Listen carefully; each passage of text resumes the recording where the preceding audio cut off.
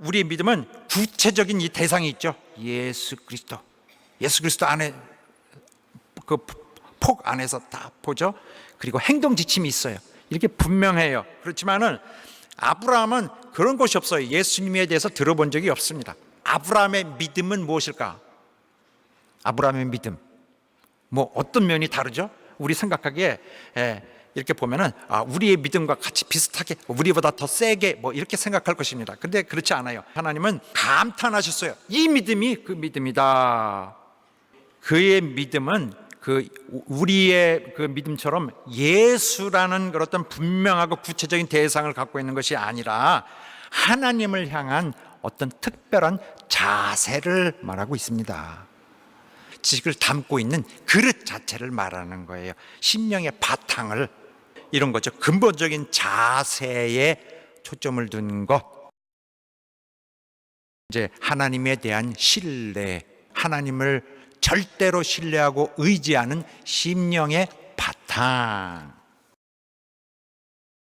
신뢰는 하나님의 뜻을 받아들이는 것인데, 그러니까 하나님에 대해서 알고 나서는 이렇구나, 그렇구나, 그건 인정한다, 이제부터는 그렇게 하기로 하자 작정한, 이런 과정들이 필요 없는 거예요. 그거 수준보다 더 높은 거예요. 하나님의 의지가 신뢰라는 거예요. 우리가 말하는 신뢰라는 건 하나님의 의지가 우리 의지가 되는 거예요. 그냥 즉시로. 사회의 정의, 인간의 도덕성, 이거는 하나님의 뜻과는 아무런 관계가 없어요. 하나님이 하시는 것, 하나님의 모든 것이 그냥 옳은 것이에요. 근데 아브라함은 하나님을 섬길 때 절대 소홀히함이 없고 그의 뜻과 부딪히는 일이 없어요. 절충하지도 않고 협상하지도 않고 줄다리기도 하지 않고 하나님을 이용하지도 않습니다. 여기는 혼란이 있을 수가 없는 것입니다. 아브라함 같은 경우는 조건을 신뢰가 아니라 모든 것을 잃더라도 순종하는 것은 마땅하다 하는 생각이 꽉 차 있어요. 그래서 하나님에 관한 한 인간적 계산이 없는 자예요. 이런 사실은 그가 아브라함이 멜기세덱을 만난 사건을 통해서도 잘 볼 수 있어요. 아브라함이 그 자체가 인격이 훌륭한 사람이라거나 무슨 성취가 뭐 많다거나 하는 게 아니라 아브라함은 그리스도를 능히 모실 만한 그릇이었던 거예요. 하나님은 아브라함에게서 이렇게 약속을 해주셨어요. 언약을 해주신 것이 있는데 이게 두 가지로 나눌 수 있어요. 하나는 혈통을 중심으로 한 그 약속이죠.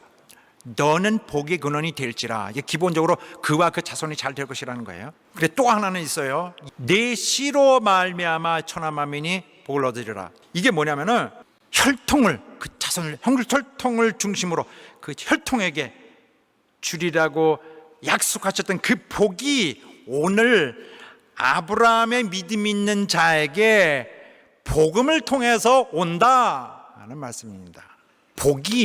복음을 통해서, 복음이라는 길을 통해서, 그러니까 예수를 통해서 믿음 있는 모든 자에게 오는 것입니다. 이스라엘의 역사는 오늘 이렇게 우리에게 중요한 사실을 경고하고 있어요. 하나님을 잃으면은 희망 없다, 복이 없다, 아무 복이 없다. 너희 속에 하나님을 잘 모셔라, 절대 떠나시지 않도록 하라. 아브라함은 성경도 없었고 그를 가르치는 자도 없었지만 한 번 마음 먹은 것은 절대 변치 않는 그런 심성을 가지고 있어서 하나님 보시기에 이것은 다름 아닌 믿음이다. 이 사람은 나를 얻기 위해 다 버리는 자.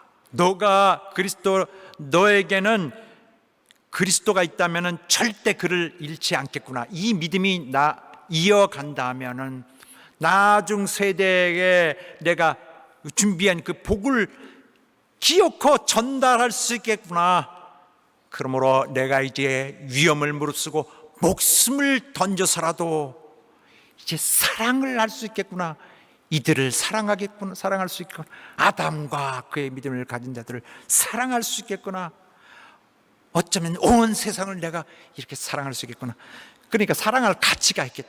목숨을 버릴 가치가 있겠다. 이렇게 생각하신 거죠.